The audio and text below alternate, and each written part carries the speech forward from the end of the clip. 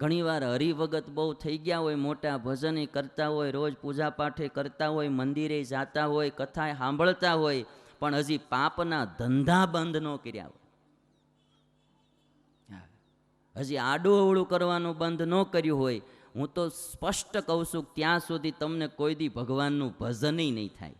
તમે માનો છો હું ભજન કરું છું, જ્યાં સુધી તમારું મન પાપના માર્ગે જાતું હશે, ક્યાંય આસક્ત થતું હશે, ત્યાં સુધી કોઈ દિવસ ધ્યાન ભજન થાય જ નહીં. બહુ સમજવાની આ વાત છે. મોટા મોટા હરિભગત કહેવાતા હોય, વર્ષોથી સત્સંગમાં રહેતા હોય, પણ હજી એના પાપ નો છૂટ્યા હોય. અને ઘણી વાર તો એને ખબર ન રહેતી હોય કે હું આ પાપ કરું છું, એને ખબર ન રહેતી હોય. એટલે આજ મારે તમને શાસ્ત્રોક્ત ભગવાન સ્વામિનારાયણ કે પછી ગીતા હોય, ભાગવત હોય, દુનિયાનો કોઈ પણ ધર્મ હોય, એમાં જે કર્મનો સિદ્ધાંત કહેવાનો છે, એ સબ્જેક્ટ ઉપર તમને વાત કરું છું કે કર્મ સિદ્ધાંત બહુ પાકો છે. કર્મ એટલે ક્રિયા, જે કંઈ આપણે કરીએ એને કર્મ કહેવાય. હવે કર્મ છે ને 4 પ્રકારના. એક તો કેવળ કર્મ, બીજું પાપ કર્મ, ત્રીજું પુણ્ય કર્મ અને ચોથું નિષ્કામ કર્મ. બહુ સાવધાનીથી સાંભળજો. એક તો કેવળ કર્મ, જેમાં કોઈ એ કર્મ કરવાથી પાપ પણ ન લાગે અને કોઈ પુણ્ય પણ ન થાય. જેમ કે સવારે ઉઠીને આપણે દાંતણ કરીએ, સ્નાન કરીએ, ખાઈએ, વસ્ત્ર પહેરીએ, ધંધે જઈએ, આ બધા જે કર્મો કરીએ છીએ આપણે, એક્સરસાઇઝ સવારે કરતા હો, તો એનાથી પાપ પણ નથી થતું અને પુણ્ય પણ નથી થતું. તમે સવારમાં અડધો કલાક વ્યાયામ કર્યા તો કોઈ શાસ્ત્રમાં એવું લખ્યું કે અડધી કલાક કસરત કરો એટલે તમને 1 અશ્વમેધ યજ્ઞનું ફળ મળશે? ક્યાંય એવું લખાણું? તમે સવારમાં દાંતણ કરો એટલે કોઈ શાસ્ત્રોમાં ક્યાંય એવું લખાણું કે ભાઈ તમને સવારમાં તમે દાંતણ કરો છો તમને આટલું ફળ થશે? કે એમ પાપ બી નથી કહેવાતું. તમે સવારે દાંતણ કરો છો, કસરત કરો છો એટલે તમને આટલું પાપ લાગશે. ઈ કર્મ એવા છે કે એમાં નથી થતું પુણ્ય, નથી થતું પાપ, એને કેવળ કર્મ કહેવાય. એની મારે તમારે કાંઈ ચિંતા છે જ નહીં. બીજું કર્મ એ પાપ કર્મ. હું તમે દિવસ દરમિયાન ઘણા એવા કર્મો કરતા હોઈએ જે કેવળ કર્મો હોય, અને ઘણા એવા કર્મો કરતા, એવી ક્રિયાઓ કરતા હોઈએ કે જે પાપ કર્મમાં પરિણામ પામતી હોય. જેમ કે ચોરી કરવી, અનીતિ કરવી, હિંસા કરવી, કંઈ દુકાનો ચલાવતા હોય એમાં ભેળસેળ કરવી, માલમાં વ્યભિચાર કરવો, ખોટું બોલવું, કોઈને દુઃખી કરવા, સંત ભક્તનો દ્રોહ કરવો, પક્ષપાત કરવો, કોકને છેતરવા, ઇત્યાદિ જે કાંઈ કર્મો છે આ બધા પાપ કર્મો છે. મારા ને તમારાથી આવું બી ક્યારેક ક્યારેક હજી હું તો બહુ સ્પષ્ટ કહું છું, એટલે હું મને હારે રાખીને કહું છું તમને કે ભાઈ દુનિયામાં બહુ શુદ્ધ જીવન જીવવું ને એ તો તલવારની ધાર ઉપર ચાલ્યા જેવું કઠણ કામ છે. બહુ જાગ્રત પુરુષ હોય ને એ આ દુનિયામાં શુદ્ધ રહી શકે, બાકી બહુ કઠણ કામ છે. પહેલું કેવળ કર્મ, બીજું પાપ કર્મ. કેવળ કર્મમાં નથી મળવાનું સુખ, નથી મળવાનું દુઃખ. પાપ કર્મ કરશો એનું ફળ છે દુઃખ. અને ત્રીજું પુણ્ય કર્મ, એનું ફળ છે સુખ. પુણ્ય કર્મ બ્રહ્મચર્ય પાળવું, નીતિ રાખવી, સમાજની સેવા કરવી, સત્ય બોલવું, દાન દેવું, ભૂખ્યાને જમાડવા, ગરીબોને મદદ કરવી, ભજન કરવું, મંદિરો બંધાવવા, કથા કરવી યા કરાવડાવી, યજ્ઞો કરવા, વ્રતો કરવા, તપ કરવા, જપ કરવા, આ બધા પુણ્ય કર્મો છે. આનાથી માણસને બહુ સારું સુખ મળશે. અને ચોથું નિષ્કામ કર્મ. નિષ્કામ કર્મ એને કહેવાય કે જે કંઈ આપણે પુણ્ય કર્મ કરીએ એ ભગવાનની પ્રસન્નતા માટે કરીએ તો એ નિષ્કામ કર્મ થઈ જશે. કેવળ કર્મનું ફળ ભોગવવા આવવું નહીં પડે.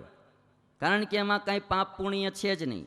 પાપ કરશું તો એનું ફળ ભોગવવા માટે આવવું પડશે, દુઃખ ભોગવવા. પુણ્ય કરશું તો એનું ફળ સુખ ભોગવવા માટે પણ આ લોકમાં કે સ્વર્ગમાં જવું પડશે. બહુ સમજો ધ્યાનપૂર્વક. હજી તો ઘણા ધર્મોમાં ઘણા સદગુરુઓને, ઘણા આચાર્યોને કે ઘણાને આ વાતની ખબર જ નથી કે ક્યાં ધ્યાન દેવું જોઈએ. પાપ કરશો તોય તમારા જન્મ મરણ શરૂ રહેશે, કારણ કે પાપ ભોગવવા આ લોકમાં કોઈ પશુ પક્ષીના જન્મમાં યા તો નરકમાં જવું પડશે. અને પુણ્ય કરશો તો એ પુણ્યનું ફળ સુખ ભોગવવા માટે પણ આ લોકમાં ધનવાન થશો, મોટા રાજા થશો, યા તો પછી કોઈ તમે એવા મોટા પંડિતો થશો, અથવા તો સ્વર્ગમાં જાશો અને ત્યાં તમે એનું ફળ સુખ ભોગવશો. પણ પુણ્ય કરીને તમારા જન્મ મરણ તો રહેશે. એ ભોગવવા ગમે ત્યાં જવું પડશે, સુખ ભોગવવા જવાનું, પણ જવું તો પડશે જ.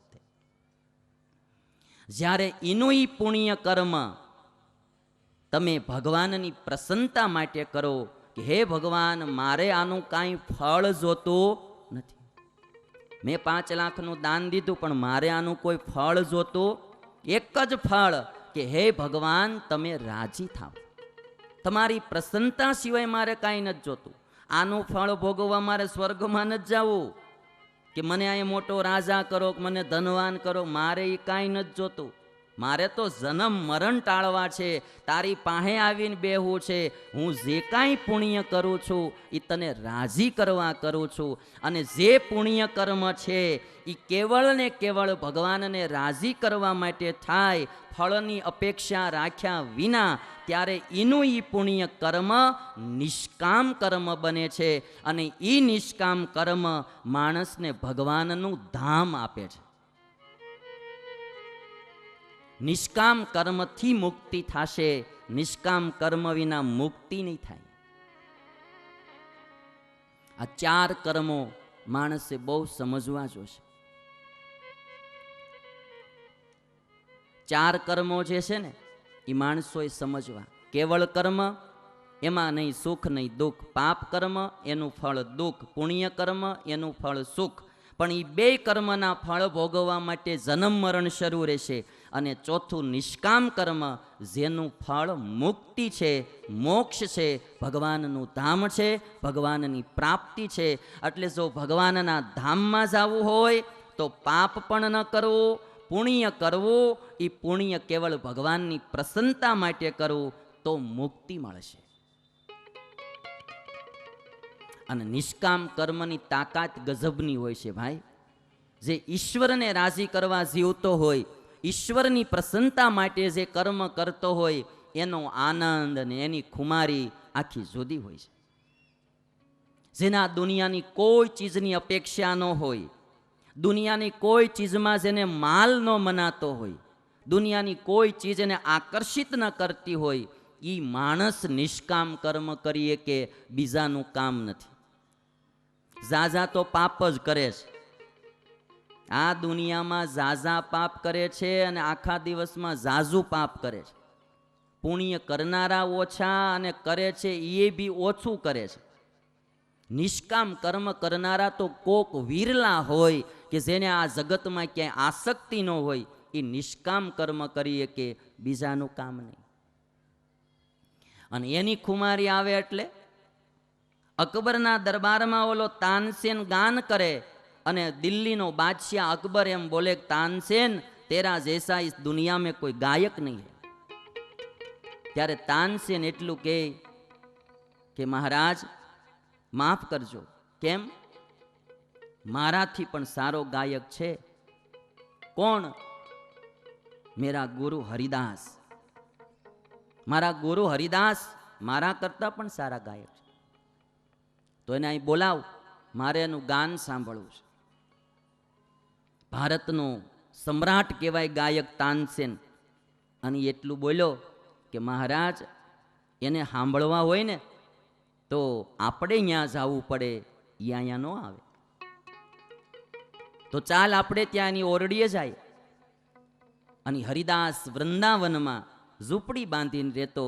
એ વૃંદાવનમાં જ્યાં હરિદાસ રહેતા ને ત્યાંથી જ ભગવાન બાંકે બિહારી પ્રગટ થયેલા. વૃંદાવનમાં છે બાંકે બિહારીનું મંદિર, વૃંદાવનનો પ્રાણ કહેવાય બાંકે બિહારીનું મંદિર. એ બાંકે બિહારીની મૂર્તિ આ હરિદાસને દર્શન દેવા માટે પ્રગટેલી પૃથ્વીમાંથી, એટલા માટે તો એ સ્વયંભૂ મૂર્તિ કહેવાય. અને આ સંત ઝૂંપડીમાં રહે. અકબર કે હાલ આપણે એની પાસે જવું છે. તાનસેન કહે છે કે મહારાજ, તમે જો આના પોશાકમાં અહીંયા આવશો ને અને એને ખબર પડશે કે આ દિલ્હીનો બાદશાહ આવ્યો છે, પછી કાંઈ ગાન નહીં થાય, તો સાદા કપડાં પહેરી લ્યો. એને ખબર પડી કે દિલ્હીનો બાદશાહ આવ્યો છે, પછી નહીં ગવાય.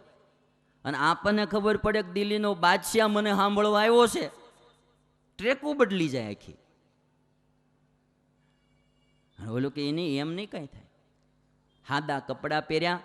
તાનસેન એના અકબરને લઈ અને ત્યાં જાય છે. ઓરડીમાં બેઠા. હવે ગુરુને આજ્ઞા તો કરાય ને કે તમે ગાવ. કેટલી મર્યાદાઓ હતી આપણા દેશની સંસ્કૃતિ. આજ્ઞા ન કરાય, ગુરુ તમે ગાવ. હવે કરવું શું? એમાં હરિદાસે એટલું કીધું, બેટા તાનસેન, એકાદી તાન સુનાવ. એક તાન સંભળાયો અને તાનસેને હાથમાં સિતાર લીધો અને ભાઈ જે ગાવાનું શરૂ કર્યું, માલકોંસ રાગ. હવે ગુરુને કહેવાય નહીં એટલે એને શું કર્યું કે ગાતા ગાતા ભૂલ કરી માલકોંસ રાગ ગાવામાં. હવે એવો રાગ એ ગાયો, એમાં થોડીક ભૂલ થઈ. હવે એ ભૂલ તો આપણને તો ઓળખ્યામાં ન આવે જગા. ક્લાસિકલ ગવાતું હોય. અમારે એક પ્રોગ્રામમાં એક ભાઈએ માલકોંસ ગાયો તો અઠવાડિયું સુધી બંધ કોષ રહ્યો. એવો માલકોંસ ગવાઈ ગયો, એને થોડોક ભારે માયલો. શાસ્ત્રીય સંગીત પ્રમાણે માલકોંસ રાગ ગાયો. સુર વગાડો, વાંધો નહીં.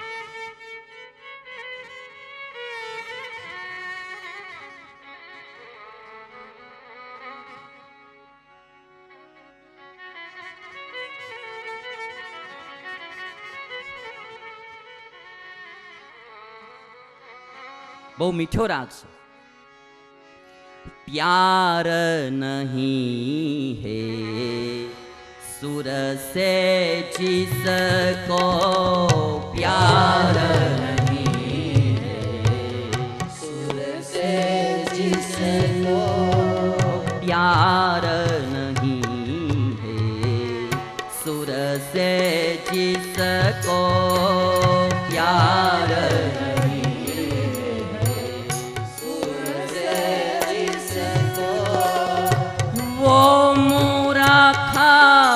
इंसान नहीं, वो मूर्खा इंसान नहीं, प्यार नहीं है सुर से जिसको प्यार नहीं है सुर से जिसको प्यार नहीं, प्यार नहीं है, प्यार नहीं है, प्यार नहीं है, प्यार नहीं है, प्यार नहीं है, प्यार नहीं है सुर से जिसको प्यार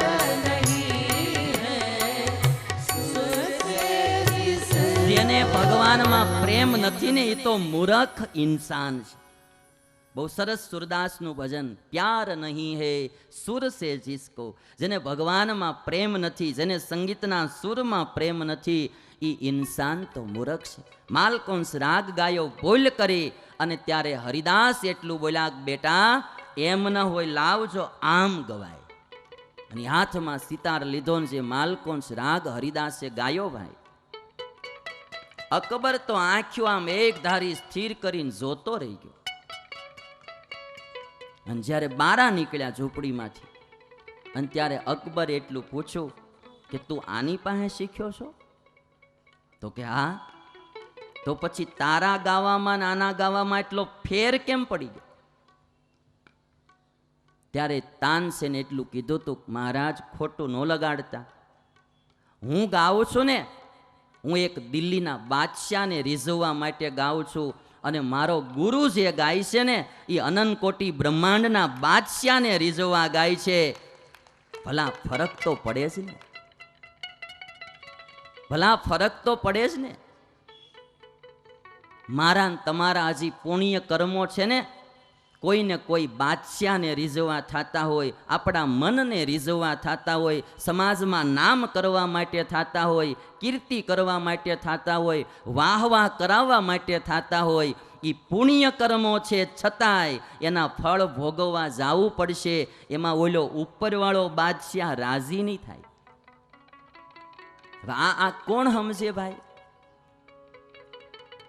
એટલે અમારા ગોપાળાનંદ સ્વામીએ કીધું, પાપ કરવું તે લોઢાની જેલ, અને પુણ્ય કરવું તે હોનાની જેલ. પાપ કરવું એ લોઢાની જેલ, પુણ્ય કરવું એ હોનાની જેલ. હવે તમને લોઢાની જેલમાં પૂરે, હોનાની જેલમાં પૂરે, એમાં કાંઈ ફરક ખરો? બંધન તો એક જ સમાન, લોઢાની જેલ હોય કે સોનાની હોય.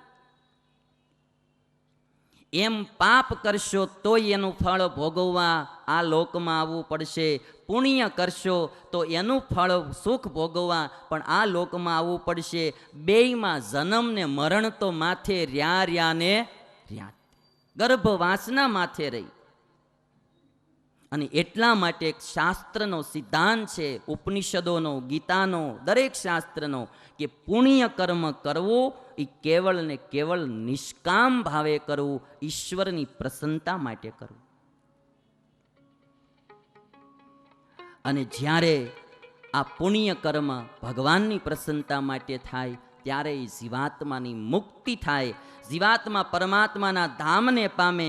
પછી નહીં જન્મવું, નહીં મરવું, નહીં એમ્બ્રોડરીના ધંધા કરવા, નહીં પોટલા ઉપાડવા, નહીં કાંઈ હીરામાં જવું, નહીં પડીકામાં કાંઈ આડું અવળું કરવું, નહીં કાંઈ શીલ તોડવા, નો કાંઈ ધોળિયા પીળિયા કરવા, માથાકૂટ જ નહીં, શાક લેવા જવું નહીં, કપડાં ધોવા નહીં, રસોઈ કરવી નહીં, દેરાણી જેઠાણીએ બાંધવું નહીં, ઝંઝટ બધી મટી જાય ભાઈ. પણ જો નિષ્કામ ભાવે કર્મ કરો. એટલા માટે હું અમારા આઈના સત્સંગીઓને સવાર સાંજની કથાઓમાં અમે આ પાઈએ છીએ. અને એના કારણે આજ આ રુસ્તમબાગના બેનો ભાઈઓ સેવા ગમે એટલી કરે પણ કોઈ ફળની ઈચ્છા રાખ્યા વિના કેવળ ઈશ્વરને રાજી કરવા કરે.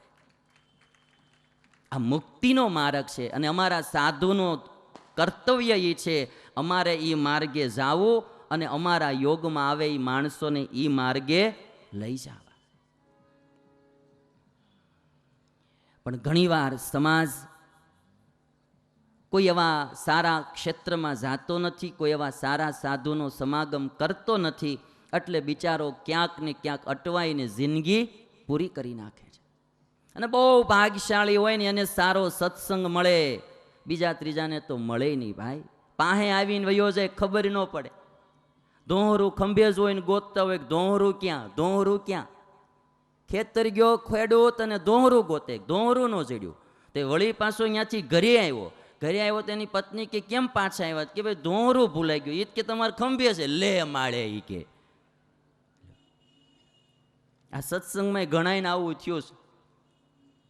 ધોહરું ખંભે જ હોય અને ગોતવા ક્યાંય ને ક્યાંય નીકળે. હારી પત્ની મળે તો ઓળખાણ કરાવે, ધોહરું તારે ખંભે છે ભાઈ. પણ જીવને નહીં ઓળખાતું.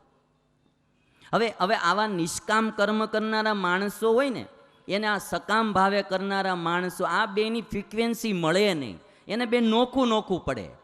આને નામ માટે, માન માટે, ખાન માટે, પાન માટે ઘણા મારી પાસે મને કે સ્વામી થોડાક બધાના વખાણ કરવા જોઈએ, સ્વામી થોડુંક બધાને હાર પહેરાવવા જોઈએ. તો મેં કીધું મારે કથા ક્યારે કરવી? જો આનું આ હું કર્યા કરીશ, બધાના નામ લઈશ ને બધાએ કાંઈક ને કાંઈક કરતા જ હોય ઉત્સવમાં. નિષ્કામ ભાવ આવે ને તો માન સન્માનની આશાઓ ટળી જાય. તો પછી બહુ સન્માનોની આશાઓ ટળી જાય તો કથા ઝાઝી થાય, હજારો જીવોને લાભ મળે. અને જો નકરી માન સન્માનની નામની આશાઓ રહ્યા કરે એટલે કલાક 2-2 કલાક પ્રોગ્રામ હારના હાલ્યા કરે. 10-10, 12-12 હજાર માણસો અહીં બેઠું હોય ને એને બધાને અન્યાય થાય. એ બિચારા રાતના અહીંયા કથા સાંભળવા આવ્યા હોય, કાંઈ આપણા સન્માન જોવા નહીં. બહુ સમજવાની જરૂર. નિષ્કામ ભાવ આવવો જોઈએ. દાન કરીએ, પુણ્ય કરીએ, જપ કરીએ, તપ કરીએ, વ્રત કરીએ, કેવળ ઈશ્વરને રાજી કરવા કરવું. કોઈ આપણી નોંધ લે કે ન લે, ઉપરવાળો નોંધ લઈ ચૂક્યો છે અને એની નોંધ એ જ સાચી નોંધ છે. આ લોકના માણસો નોંધ શું લેવાના? હવે તમે બધા જો ગ્રહસ્થો ઘરના છો એટલે કહું છું ભાઈ આપણે પારકાને જ કહેવાય નહીં. આ બધા અટાણે તમે સવારમાં વહેલા ઉઠીને કોઈ પતંગ ચગાવવા નથી ગયા ને અહીંયા આવ્યા છો એટલે કાંઈક મુમુક્ષુ હશો, કાંઈક ખપવાળા હશો, કાંઈક ભગવાનને પામવાની લગ્નીવાળા હશો. એટલે હું કહું કે લ્યો આટલો મોટો આપણે આ ઉત્સવ સમયો કરીએ, આમાં મહેનત તો બધાએ ઘણાએ કરી હોય ને ભાઈ, નાની મોટી બધાએ મહેનત તો કરી હોય હવની રીતે. હવે બધાએ જો સન્માનની માનની નામની આશા રાખે ભાઈ તો કથા તો થાય જ નહીં. માટે નિષ્કામ ભાવે કામ કરતા શીખજો. કેવળ કર્મ, પાપ કર્મ, પુણ્ય કર્મ, નિષ્કામ કર્મ. આજ જો મેં તમને બહુ સ્પષ્ટ આ બધી વાતો કીધી છે. હવે તમારે રોજ તપાસ્યા કરવું, મારા જીવનમાં કેવળ કર્મ કેટલા થાય છે, પાપ કર્મ કેટલા થાય છે, પુણ્ય કર્મ કેટલા થાય છે અને હું નિષ્કામ કર્મ કેટલું કરું છું. આની એનાલિસિસ કરજો, તમને ખ્યાલ આવશે કે હું જન્મ મરણમાંથી બહાર નીકળું એવા કર્મ કરું છું કે જન્મ મરણમાં ફસાવ એવા કર્મ કરું છું. એ તપાસ કરજો. અને હવે પાપ પુણ્યમાં મારે તમને વાત કેવી છે. પાપ અને પુણ્ય એ કેવલ ક્રિયાથી પાપ પણ નથી લાગતું અને કેવળ ક્રિયાથી પુણ્ય પણ નથી લાગતું. એ ક્રિયામાં તમારો જેવો ભાવ ભળે એ પ્રમાણે એ ક્રિયા તમારી પાપરૂપ થાય છે અને પુણ્યરૂપ થાય છે. મને ભણાવનારા વિદ્યાગુરુ અમારા વરદાચાર્ય બહુ મહાપુરુષ હતા, એટલે હું એને ઘણીવાર યાદ કરું. એણે એક બહુ સરસ દ્રષ્ટાંત દીધું કે ક્રિયા એકની એક હોય છે, પણ એ ક્રિયામાં તમારી ભાવનામાં ભેદ પડે એટલે એની ક્રિયા પાપરૂપ થઈ જાય, ભાવનામાં ફેર પડે તો એની ક્રિયા પુણ્યરૂપ થઈ જાય. દાખલા તરીકે કોઈને પેટમાં ઓપરેશન કરવાનું હોય, ડૉક્ટર પાસે જાઓ એટલે ડૉક્ટર એનું પેટ ચીરે. એ ચપ્પાથી ચીરે, જેમ ખૂન કરવા આવ્યો એની માણે ને મારે ને એમ જ આમ સરકો મારે. કારણ કે મારા હાથનું ઓપરેશન કર્યું હતું તો આમ જ તે જવા દીધો હતો સરો માલપા. હવે એનું પેટ ચીર્યું ડૉક્ટરે, પેટ ચીર્યું, ડૉક્ટરને પાપ લાગશે? ડૉક્ટરને પાપ નહીં લાગે. નહીં તો ચીર્યું ઓલાનું પેટ, પેટમાં ચરો આમ હાંક્યો એને, પણ એને પાપ નહીં લાગે. શું કરવા? કે એ એને સુખી કરવાની ભાવનાથી ચીરે છે, એને હેરાન કરવા નહીં. હવે એની જગ્યાએ કોઈ એનો દુશ્મન એનું ખૂન કરવા કે એને મારવા માટે આવશે ને એના પેટમાં આમ ચરો મારી દે તો એ છરો મારવાથી એને પાપ લાગશે. છરો મારવાની ક્રિયા તો બેયની છે, છરાથી કાપવાની ક્રિયા બેયની એક સરખી છે, ડૉક્ટરની અને દુશ્મનની. પણ ડૉક્ટરને પુણ્ય થશે અને દુશ્મનને પાપ લાગશે. ક્રિયા એકની એક છે. બહુ સમજવાની વાત છે આ. ક્રિયા કેવલ પાપ પુણ્ય નથી થતી, ક્રિયા પાછળ તમારી ભાવના કેવી ભળે છે એના આધારે પાપ અને પુણ્ય થાય છે. એક રાજાનો નોકર હતો.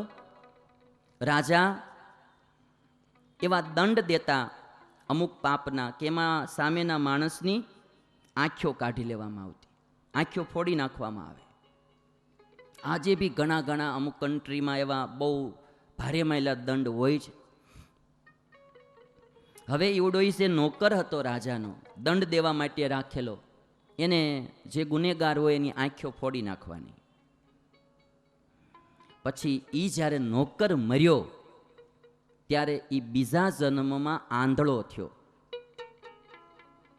મનુષ્યનો દેહ અંધ બન્યો અને પછી એ વખતના એના જે ગુરુ એની પાસે જઈને એક દિવસ કહે છે, ગુરુ આ મને અંધાપો શું કરવા આવ્યો જન્મથી? એના ગુરુ ત્રિકાળજ્ઞ હતા. અને ત્યારે એના ગુરુએ એટલી વાત કીધી, બેટા તું ગયા જન્મમાં રાજાનો નોકર હતો અને ગુનેગારને દંડ દેવા માટે તે ઘણાયની આંખો ફોડી છે, એટલા માટે તને આ વખતે જન્મથી આંખ નથી મળી.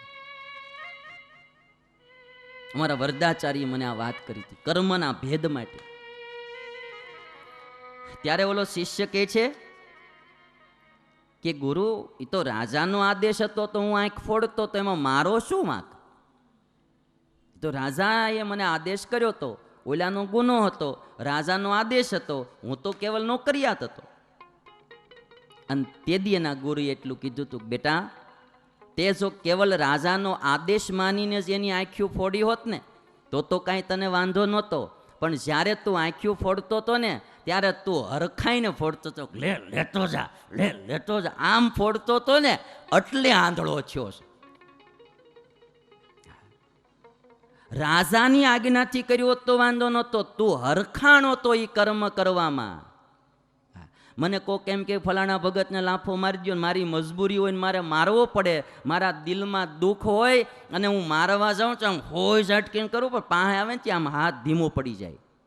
જો મને ન દુઃખી કરવાની ભાવના હોય તો, અને મને થોડી ઘણી એના ઉપર દાજ રહેતી હોય ને એમાં કોક આદેશ કરે ને તો જેટલો આદેશ હોય ને એથી બળ હોતો શીખે. અને ઓલાનો આદેશ હતો પણ આણે એની ભાવના ભેળવીને જે હોય ઝટકીને માર્યો ને એનું પાપ એને ભોગવવું પડે. બહુ સૂક્ષ્મ ગતિ છે કર્મની ભાઈ. કૃષ્ણ ભગવાન એટલે ગીતામાં કહી દીધું, ગહના કર્મણો ગતિ. હા, કર્મની ગતિ બહુ ગહન છે. હવે આવો વિચાર તો હું તમે કોઈ દી કરી છે? આપણે નહીં કરતા હોય. મારી તમારી મોળી ભાવના ભળે કોઈ કર્મમાં તો એ પાપ કર્મ છે. એક જણો મંદિર વાળતો હતો. મંદિર વાળવાની ક્રિયા હારી જ કહેવાય ને ભાઈ, કે મોળી કહેવાય? હારી કહેવાય. મંદિર વાળતો હતો. હું કરવા વાળતો હતો કે એક બેન રોજ મંદિરે આવે એમાં એને મોહ થઈ ગયેલો. હવે એ આ માળો શું વિચાર કરે કે આ બેનને મારે પત્ની બનાવી છે, પણ એ ક્યારે ઘટના ઘટે કે જો આનો પતિ મરી જાય ને આ વિધવા થાય ને તો વળી કંઈક ચાન્સ લાગે. એટલે માળો રોજ મંદિરે વાળે અને ભગવાનને પ્રાર્થના કરે કે હે ભગવાન, આ હું તમારું રોજ મંદિર વાળું છું, આ મારો સંકલ્પ પૂરો કરજો કે ઓલી બાઈનો પતિ મરે. હવે તમે જોજો કર્મ કેવું છે મંદિર વાળવાનું, પણ આ કર્મ પાપ કર્મ છે. એમાં ગુણાતીતાનંદ સ્વામી આવ્યા અને આવડો આ મંદિર વાળતો હતો. ગુણાતીતાનંદ સ્વામી તો ભાઈ અક્ષર બ્રહ્મ કહેવાય, સમર્થ સાધુ. જાણી ગયાનો સંકલ્પ અને ભગતના ખંભે હાથ મૂકીને સ્વામી કે એ હારી ભાવનાથી મંદિર વાળજે ભાઈ, હારી ભાવનાથી. આમ સ્વામીએ કીધું ક્રિયા મંદિર વાળવાની છે, પણ જો એનો ધ્યેય ખરાબ છે તો એ મંદિર વાળવાની ક્રિયા પણ પુણ્ય ન કરે, એ પાપનું કાર્ય થાય. એવું ભજન પણ ન કરવું કોકને દુઃખી કરવા માટે. તમે એવો વિચાર કરો કે હું ભજન કરું તો મારો દુશ્મન મરી જાય, કે મારો પાડોશીનો ધંધો ભાંગી જાય, કે મારી પડખે જેની દુકાન છે એવડાની હાવ બંધ થઈ જાય, અને તમે પુણ્યમ ભરતા હો કે માળા કરતા હો, જપ કરતા હો, તો એ પુણ્યની ક્રિયા નથી, એ પાપની ક્રિયા કરો છો. આવું બી થાય છે. બહુ સમજવાના આ બધા પોઈન્ટો છે. ભગવાન જેટલા બોલાવડાવશે એટલો બોલીશ, કારણ કે સર્વ કરતા હરતા એ છે. આપણે તો રમકડા છે, જેમ રિમોટ કંટ્રોલથી હકવે એમ હાલશું.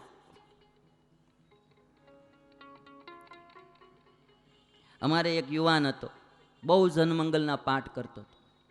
તે મેં એક દિવસ અમારા સંતોને કીધું, મેં કીધું આ જેટલા ગ્રહસ્થ યુવાની અવસ્થામાં એટલા જનમંગલના પાઠ કરે, ભગવાન સ્વામિનારાયણના 108 નામ, મેં તો આટલા નામ તો આપણાથી જ જપાતા. બોલો, મને તેનો ગુણ આવ્યો. એ પછી 2-5 મહિના પછી ખબર પડી કોકની છોકરીને લઈને ભાગી ગયો ને ત્યારે ખબર પડી કે આવડો આ જન્મંગલના પાઠ આના માટે કરતો હતો. પાઠ જન્મંગલના કરે છે ભજન જપ, પણ કોકની દીકરીઓને ભગાડવા માટે કરતો હોય તો એ પુણ્ય કર્મ નથી, એ પાપ કર્મ છે. બહુ સમજી વિચારીને માણસે કામ કરવું પડે. આજે સમાજના ઘણા માણસો ગરીબોને મદદ કરે છે, વિધવાઓને મદદ કરે છે અને પછી એનું શોષણ કરે છે. આ પરોપકારના કામ નથી, આ પાપના કામ છે. એવો પરોપકાર ન કરવો. ગરીબોને મદદ કરે, હેલ્પ કરે, કોઈ વિધવા નારી હોય તો એને હેલ્પ કરે અને પછી એનું શોષણ કરે, પછી એના પરોપકારના કામને લઈને એને દબ્બે, હેરાન કરે, દુઃખી કરે, કોઈ પણ રીતે એની હારે કાંઈ અન્યાય કરે તો એ પરોપકારનું કરેલું કામ પણ એનું પાપ કર્મ છે. કારણ કે એને હારા ધ્યેયથી એને સુખી કરવા એ કર્મ કર્યું જ નથી. એણે એ કર્મ એટલા માટે કર્યું છે કે હું પહેલાં એને મદદ કરું, હેલ્પ કરું અને પછી હું એનું શોષણ કરું. એટલે કર્મ કરવામાં પણ ઘણીવાર હોય દેખાતું હોય પાપ જેવું, હોય પુણ્ય, અને ઘણીવાર દેખાતું હોય પુણ્ય જેવું, પણ એ કર્મ હોય પાપ.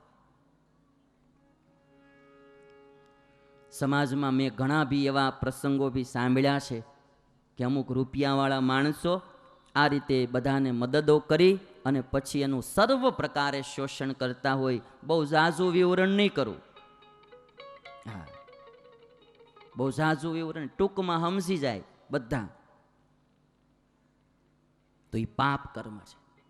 એવો પરોપકાર ન કરાય, એવી કોઈને મદદ ન કરાય. મોળો ઘાટ ઉઠે મદદ કરવા પાછળનો, એવી મદદ બી ન કરવી. એના કરતાં તમે એમ રહ્યો. મદદ કરીને પછી તમારે એનો દુરુપયોગ કરવો છે તો એ ન કરો ક્યારેય.